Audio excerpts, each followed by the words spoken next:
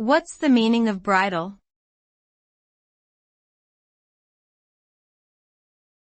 Bridle.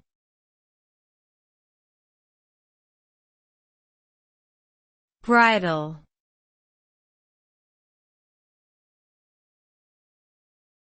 Bridle.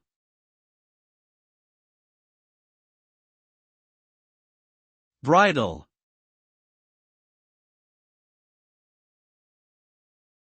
The word bridle has multiple meanings depending on the context in which it is used.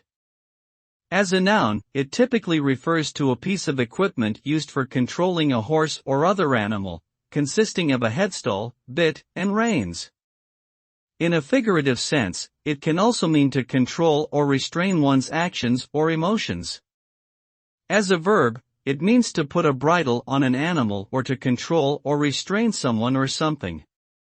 Overall, bridle connotes the idea of control, either physical or metaphorical, and is often used in contexts related to horsemanship or personal restraint.